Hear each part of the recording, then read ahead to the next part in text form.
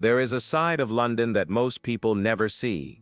A world of hidden fortunes, secret mansions, and powerful black millionaires and billionaires who quietly control industries. These are not singers, actors, or athletes. These are the women who move nations, the oil baroness who fought a government and won, the media empress who sold African stories to Netflix, the fintech queen who built a 9-figure empire from her kitchen table, the fallen princess whose frozen billions still shake London courts, and the quiet mastermind whose family now sits at the top of global black wealth.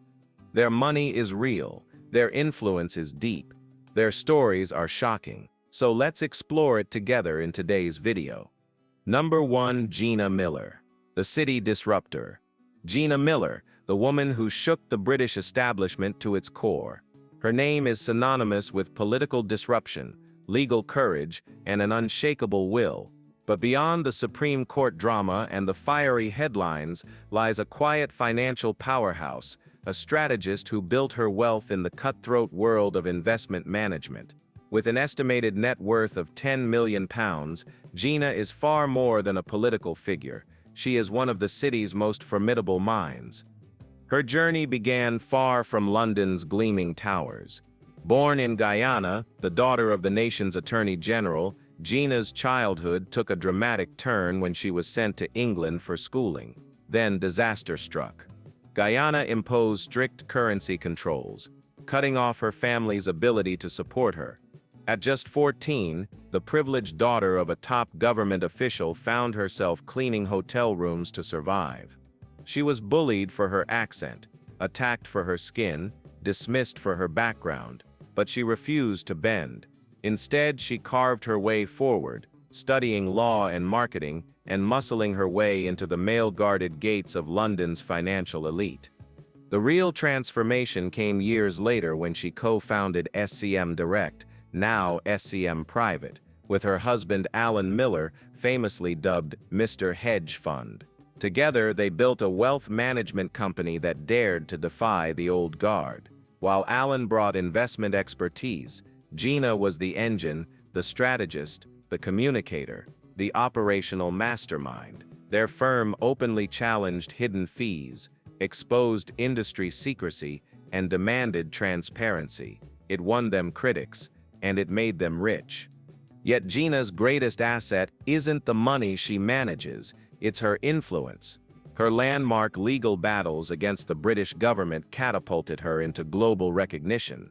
She used that spotlight with precision, writing books such as Rise: Life Lessons in Speaking Out, and launching campaigns aimed at holding the powerful accountable. She transformed public scrutiny into a personal brand built on clarity, courage, and conviction, qualities rare enough to become valuable currency in themselves. Today, she lives a life shaped not by excess but by intellect, a London home lined with art, literature, and ideas. And while she has endured death threats, abuse, and relentless attacks, her independence remains untouched. She still walks through London with her head high, a woman who once spent her own savings to challenge the government simply because she believed she was right. Gina Miller battles in courtrooms, but our next titan fights on the silver screen, the Oprah of Africa, now constructing her own empire in the heart of London. Number 2. Patricia Bright, the digital architect. Patricia Bright, the digital architect who proved you don't need inherited wealth, royal titles, or a city job to become a multi-millionaire in London. All you really need is a camera, relentless drive, and the courage to bet on yourself. With an estimated net worth of over £5 million, Patricia stands as one of Britain's most successful self-made media entrepreneurs. Her journey began far from glossy studios and luxury homes. Patricia grew up on a council estate in South London, a world defined not by abundance but by scarcity. She knew the sting of financial struggle. She remembers styling girls' hair in the school playground for £5 just to afford lunch money. Her parents sometimes couldn't provide. From a young age, she understood hustle. She followed what society called the safe route, university, a degree, and eventually, a job in London's financial district. But even as she sat inside the marble and glass of investment banks, she felt like an outsider wearing someone else's skin. By day, she analyzed numbers. By night, she filmed videos in her bathroom while her family slept, whispering into a tiny camera, building a digital universe no one around her could yet see. Everything changed the moment her secret hobby started earning more than her corporate salary. Most people freeze when it's time to choose between stability and self-belief. Patricia didn't. She walked away from the rat race, and the bet paid off. But what separates Patricia from the average influencer is simple. She didn't just make money, she multiplied it. Instead of blowing her earnings on designer handbags and flashy aesthetics, she invested. She created The Break, a platform teaching women how to understand money, build wealth, and negotiate power. Her evolution from beauty creator to financial mentor didn't just rebrand her, it sent her influence into the stratosphere. Here's the detail the public often overlooks. Patricia isn't wealthy because of YouTube. She's wealthy because she built a diversified media machine behind the scenes. She branched into real estate, buying and renovating London properties for enormous margins. She launched hair care lines, executed major brand partnerships with giants like Amazon, and collaborated with luxury fashion houses. In one video, she casually revealed that her business revenue for a single year rivaled what small tech startups earn. Patricia doesn't rely on a paycheck. She builds equity and accumulates assets. Today, she lives in a beautifully renovated London home worthy of an architectural magazine spread. A custom kitchen, a boutique-style walk-in closet, a serene garden office where she orchestrates her empire. She drives a Range Rover, vacations at elite resorts, and moves through the world like a woman who built every brick of her success. From a £5 playground hustle to a multi-million-pound empire, Patricia Bright rewrote the rules of digital wealth. And while she conquered the internet, our next tycoon conquered the British government itself, a woman powerful enough to stall Brexit and wealthy enough to go to war with the establishment. Number 3, Valerie Moran, the FinTech Queen. Valerie Moran, the undisputed FinTech Queen, with an estimated net worth of £200 million, she holds a place in British financial history that no one before her ever claimed. In the decades-long record of the Sunday Times Rich List, only one black female entrepreneur has ever broken into the top 1,000. That woman is Valerie Moran, the mastermind who transformed a humble prepaid card solution into a 9-figure empire.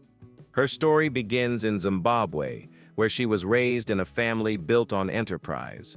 Her father owned both a bakery and a school uniform manufacturing business, and Valerie grew up understanding production, margins, customers, and grit long before she ever learned the language of fintech. But when Zimbabwe's economy collapsed, ambition alone wasn't enough. The opportunities disappeared, and survival became the priority.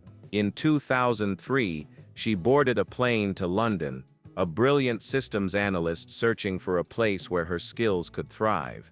There, she met her future husband, Noel Moran, and together they spotted a market no one else had bothered to serve. People locked out of traditional banking, but desperate for a way to function in an increasingly digital society. It was a niche with massive potential, if someone had the courage to build the infrastructure. So they did. In 2008, with no investors, no venture capital, and no safety net, the Morans founded Prepaid Financial Services (PFS) from their kitchen table, right as the global financial system was collapsing. While the world panicked, they built. While other startups bragged about fundraising rounds, they focused on profitability. They created the back-end technology powering prepaid cards for governments, councils, NGOs, and telecommunications companies across Europe. And unlike the flashy Silicon Valley startups losing millions, PFS was profitable from year one. Quiet, disciplined, relentless. Then came 2019. The moment every entrepreneur dreams of EML Payments, a French company, agreed to acquire PFS in a deal valued between £281 million and £350 million. Valerie held 81.5% of the business with her husband, meaning her personal stake placed her instantly among the wealthiest women in Britain. But even this triumph came with drama. The sale nearly collapsed due to regulatory issues and the looming pandemic, and the upfront payment was slashed. Even so, the Morans still walked away with a fortune that ordinary people couldn't fathom. So, how does Valerie Moran live? Before relocating to Ireland after the sale, the Morans enjoyed high-end London living. Valerie is known for her flawless fashion, Gucci, Dolce & Gabbana, tailored elegance, but her true signature is generosity. She has funded massive philanthropic efforts, including providing 200,000 meals for schoolchildren in Mali. Valerie Moran shattered stereotypes and rewrote the rules. You don't need to be male, you don't need to be white, you don't need a trust fund. To dominate London's fintech world, you just need vision and nerve. Valerie sold her company for millions, but our next woman controls assets worth billions, and her London home. It sits at the center of a mystery the world still hasn't solved. Number 4. Mo Abudu, the media empress. Mo Abudu, the media empress rewriting the global narrative, with a multi-million-pound fortune and a reputation cemented by Forbes as one of the most powerful women in world media, she stands as the woman who took African storytelling and sold it to Netflix, Sony, AMC, and now, London. Her journey began in London, but her story was shaped in Nigeria. At age 7, she was sent to live with her grandmother, returning to the UK only at 11, and when her career began, it had nothing to do with cameras or sound stages. She started in recruitment, later rising to become an HR executive at ExxonMobil, a prestigious, secure corporate path. But safety was never her ambition. What haunted her was the world's narrow view of Africa: conflict, poverty, chaos. She knew the truth, that Africa was glamour, ambition, business, success, and she was determined to showcase it. People told her she was foolish to leave oil for television. She didn't listen. Mo launched Ebony Life TV, the first global black entertainment network out of Africa. She wasn't interested in low-budget productions. She wanted cinematic African excellence. Her films and shows transformed Nollywood. The Wedding Party shattered Nigerian box office records, proving premium African storytelling was a global product, not a regional fantasy. Then came the international breakthrough. In 2020, Ebony Life signed a landmark multi-title partnership with Netflix, the first deal of its kind for any African media company. Hollywood finally came calling. Sony Pictures Television, AMC Networks, and others lined up to collaborate. Mo positioned herself as the bridge between Nollywood and the world, the woman who could take a script from Lagos and land it in Los Angeles. But her next conquest brings her back to the city of her birth, London. Mo Abudu has begun expanding her media empire into UK real estate. She has purchased a property on Wandsworth Road to launch Ebony Life Place London. This won't be just an office. It will be a luxury Afrocentric members club and entertainment hub modeled after her massive Ebony Life Place in Lagos, complete with boutique hotel spaces, cinema lounges, and fine dining. It is poised to become a cultural landmark for the African diaspora in the UK. Her personal lifestyle mirrors her global status. She maintains a residence in London, almost certainly in a premier district like Kensington or St. John's Wood, and travels fluidly between continents. She wears couture from top designers and socializes with heads of state, Hollywood producers, and international celebrities. Mo Abudu proved that African culture, when wrapped in premium production and global vision, can become a multi-million-dollar export. She builds media kingdoms, but our next woman built a fintech empire so powerful, she sold it for £200 million, the only black woman ever to enter the Sunday Times Rich list as a self-made millionaire. Number 5 is Isabel dos Santos, the fallen princess. Isabel dos Santos, the fallen princess of global finance, with an estimated net worth once soaring above £1.5 billion, she became the first African woman to reach billionaire status. The daughter of Angola's long-serving president, she moved through the world like modern royalty. Isabel mingled with European aristocrats, partied with Hollywood elites, and collected luxury London properties as casually as some people collect handbags. But Isabel's struggle isn't about money, it's about legitimacy. For years, she crafted the image of a self-made prodigy, a woman who supposedly began her fortune selling eggs and running trucking operations. People admired the myth. They bought into her billionaire origin story as she built enormous stakes in Portuguese banks, telecom giants, and energy companies. Then everything shattered. The Luanda leaks, a global investigative bombshell, exposed what critics had whispered all along. Her empire was constructed through favoritism, insider deals, and state-backed arrangements signed under her father's rule. Overnight, the narrative flipped. The Angolan government froze her assets. Investigators circled. Partners distanced themselves. Her empire started collapsing, but even a collapsing empire is still colossal. Our focus shifts to London, where Isabel crafted her most extravagant European footprint. She owns a spectacular mansion in Kensington, one of the most exclusive postcodes on the planet. The property sits inside a private, heavily guarded enclave just steps from Kensington Palace, the residence of Prince William. The valuation, between £21 million and £25 million. But even that wasn't set enough. Reports revealed that Isabel planned to demolish sections of the mansion and rebuild it as an iceberg home, expanding downward instead of outward. She wanted to excavate a mega basement featuring an underground swimming pool, a luxury spa, a massage center, and even a walk-in safe.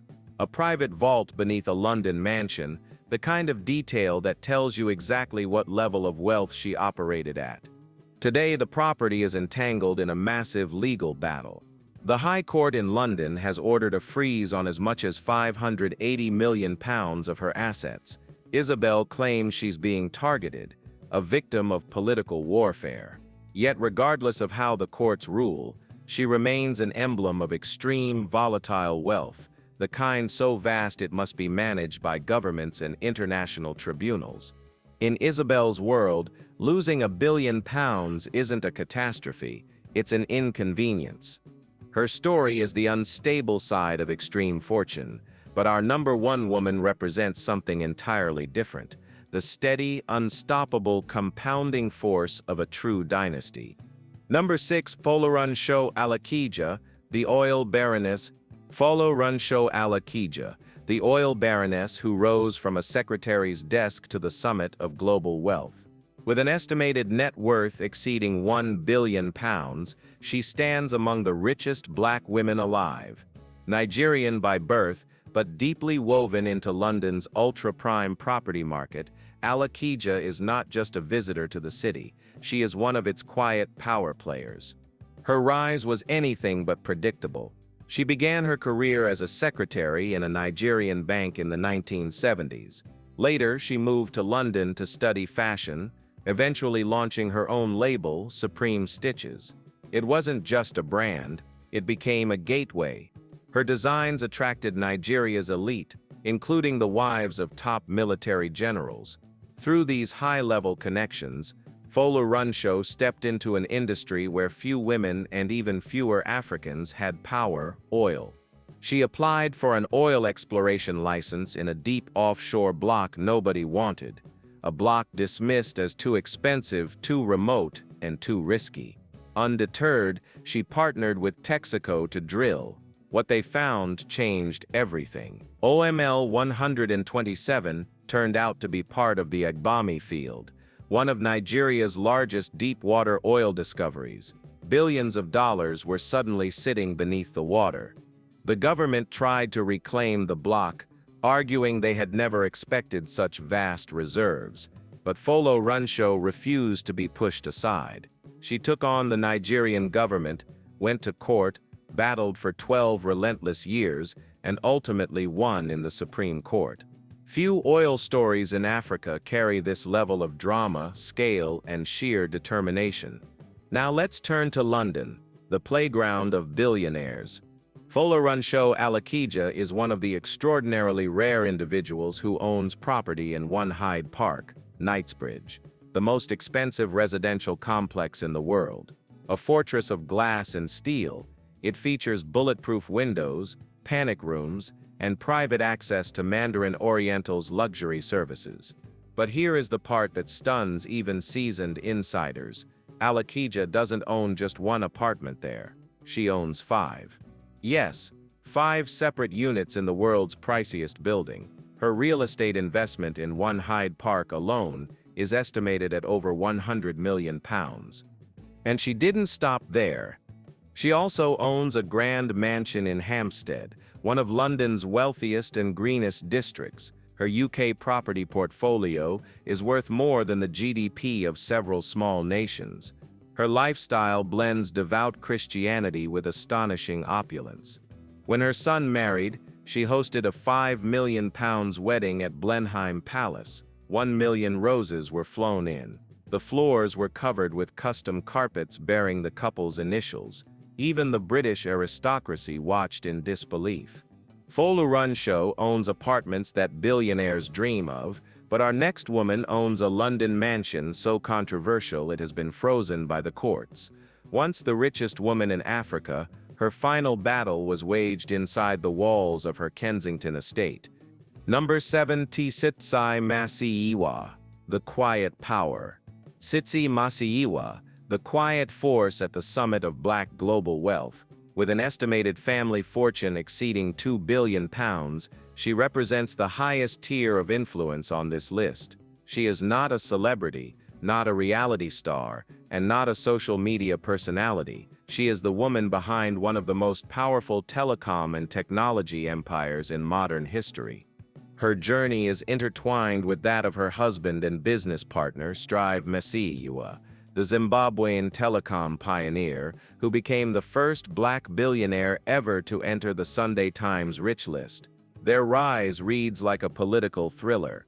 In the 1990s, Strive and Tsitsi battled the Zimbabwean government for 5 long years simply for the right to operate a mobile network. They were threatened, intimidated, and pushed to the edge of ruin. The state wanted a monopoly. The Masiyiwas wanted fairness. They took the fight to court and won. Econet Wireless was born from pure resilience. Exiled from Zimbabwe, the family relocated to London, but they didn't come to blend in, they came to build outward. While Strive expanded Econet into a global technology titan, including liquid intelligent technologies, the company responsible for laying the fiber optic backbone that connects Africa, Tsitsi became the architect of their philanthropic empire. As co-founder of the Higher Life Foundation, she oversees one of the largest private education initiatives in Africa.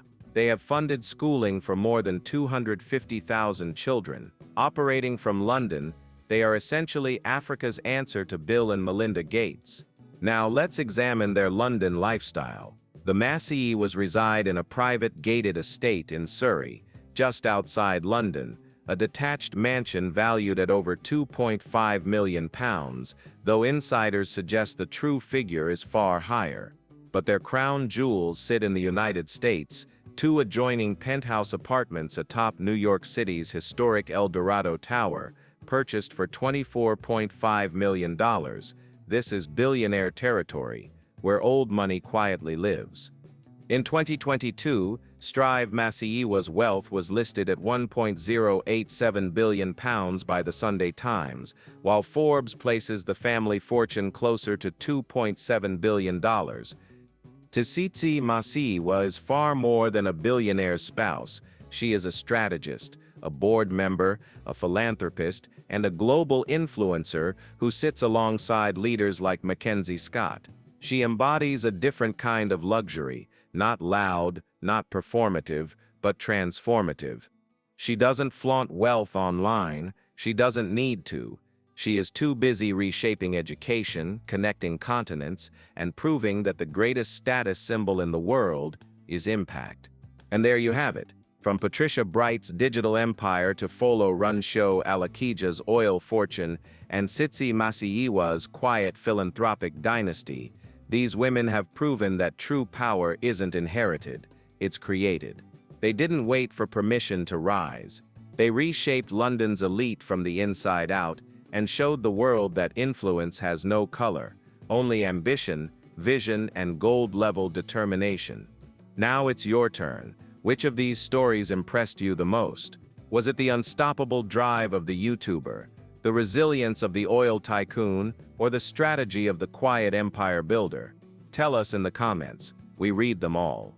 If you enjoyed this deep dive into hidden wealth and untold success stories, don't forget to like, subscribe, and turn on notifications.